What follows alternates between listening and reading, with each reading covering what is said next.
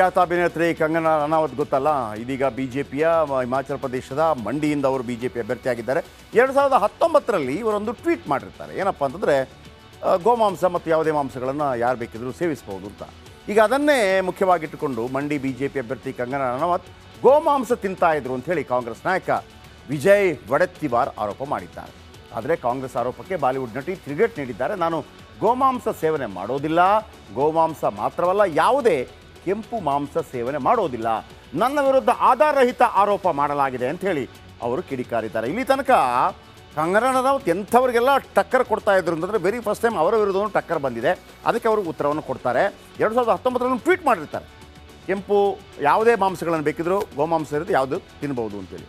ಹಾಗಾಗಿ ರಾಜಕಾರಣಿಗಳು ಒಂದು ದೊಡ್ಡ ಮಟ್ಟದಲ್ಲಿ ಮುಂದೆ ಹೋಗಬೇಕು ಅಂತ ಆಲೋಚನೆ ಮಾಡ್ತಾ ಇರೋದ್ರು ಬಹಳ ಜಾಗರೂಕರಾಗಿರಬೇಕು. ನೋಡಿ, ಅವರ ಇವತ್ತು ಟ್ವೀಟೇ ಇವತ್ತು ಅವರಿಗೆ ತೊಂದರೆಯಾಗಿ ಕಾಣ್ತಾ ಇದೆ. ಅದು ಏನಾಯಿತು, ಹೇಗೆ? Welcome back. ಕಂಗನಾ ರನಾವತ್ ಭಾರತೀಯ ಚಿತ್ರರಂಗ, ಹಿಂದಿ ಚಿತ್ರರಂಗ ಕಂಡ ಅತ್ಯದ್ಭುತ ಕಲಾವಿದೆ. ಅವರ ಅನೇಕ ಸಿನಿಮಾಗಳು ಸೂಪರ್ ಹಿಟ್, ಜೊತೆಗೆ ರಾಷ್ಟ್ರ ಪ್ರಶಸ್ತಿ ಕೂಡ ಅವರಿಗೆ ಲಭಿಸಿದೆ. ಇದೀಗ ಅವರು ಬಿಜೆಪಿ ಪರವಾಗಿ ಬಹಳ ದೊಡ್ಡ ಮಟ್ಟದಲ್ಲಿ ಬ್ಯಾಟ್ ಮಾಡ್ತಾ ಇದ್ರು. ಸೊ ಹಾಗಾಗಿ ಅವರಿಗೆ ಹಿಮಾಚಲ ಪ್ರದೇಶದ ಮಂಡಿಯ ಬಿಜೆಪಿ ಅಭ್ಯರ್ಥಿಯಾಗಿ ಟಿಕೆಟ್ ಸಿಕ್ಕಿದೆ. ಆದರೆ ಇದೇ ಕಂಗನಾ ರನಾವತ್ ಬಗ್ಗೆ ಕಾಂಗ್ರೆಸ್ ನಾಯಕರು ಒಂದು ಸ್ಫೋಟಕ ಹೇಳಿಕೆಯನ್ನು ಕೊಟ್ಟಿದ್ದಾರೆ.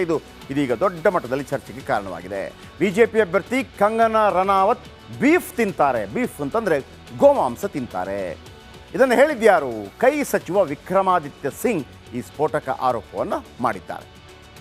ಮಂಡಿ ಹಾಲಿ ಸಂಸದೆ ಪ್ರತಿಭಾ ಸಿಂಗ್ ಪುತ್ರ ವಿಕ್ರಮಾದಿತ್ಯ. ಈಗ ಹಾಲಿ ಸಂಸದೆ ಯಾರಿದ್ದಾರೆ ಪ್ರತಿಭಾ ಸಿಂಗ್, ಅವರ ಪುತ್ರ ವಿಕ್ರಮಾದಿತ್ಯ, ಇವರು ಕೂಡ ಸಚಿವರೇ. ಅದೇ ಕ್ಷೇತ್ರದಲ್ಲಿ ಇವರು ಸ್ಪರ್ಧೆ ಮಾಡ್ತಾ ಇರೋದು. ಏನು ಹೇಳ್ತಾರೆ ಇವರು? ಹಿಮಾಚಲ ಪ್ರದೇಶ ದೇವರು ದೇವತೆಗಳನ್ನು, ದೇವಾದಿ ದೇವತೆಗಳನ್ನು ಆರಾಧಿಸುವಂಥ ರಾಜ್ಯ. ಇಲ್ಲಿ ಗೋಮಾಂಸ ತಿನ್ನೋರು ಚುನಾವಣೆಗೆ ನಿಂತಿದ್ದಾರೆ ಅಂತೇಳಿ ಡೈರೆಕ್ಟ್ ಭಾವನಾತ್ಮಕ ಒಂದು ಬಾಂಬ್ ಹಾಕಿದ್ದಾರೆ. ಗೋಮಾಂಸ ತಿನ್ನುವವರು ಮಂಡಿಯಲ್ಲಿ ಗೆಲ್ಲಬಾರದು. ವಿಕ್ರಮಾದಿತ್ಯ ಹೇಳಿಕೆಗೆ ರೆಬೆಲ್ ಲೇಡಿ ಕಂಗನಾ ರನಾವತ್ ಸುಮ್ಮನೆ ಕೂರಲಿಲ್ಲ. ಯಾಕಂದರೆ ಅವರಂಥ ಹೇಳಿಕೆಗಳು ಭಾಳ ಜೋರಾಗಿರ್ತದೆ. ಗೋಮಾಂಸ ಸೇರಿದಂತೆ ನಾನು ಕೆಂಪು ಮಾಂಸ ತಿನ್ನೋದಿಲ್ಲ. ಕೆಂಪು ಮಾಂಸ ಅಂತಾರೆ ಗೋಮಾಂಸವನ್ನು, ರೆಡ್ ಮೀಟ್ ಅಂತ ಕರೀತಾರೆ.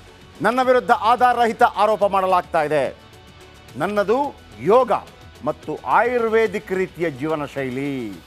ನಾನು ಹಿಂದೂ ಎಂದು ಹೇಳಿಕೊಳ್ಳಲು ಗರ್ವ ಆಗುತ್ತೆ. ಹಿಂದೂ ಟ್ರಂಪ್ ಕಾರ್ಡ್ ಇವ್ರದ್ದು.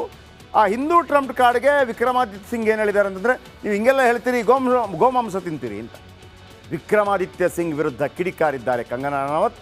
ಆದರೆ ವಿಕ್ರಮಾದಿತ್ಯ ಸಿಂಗ್ ಅವರಿಗೆ ಹೇಳಿಕೆಗೆ ದಾಖಲೇನು?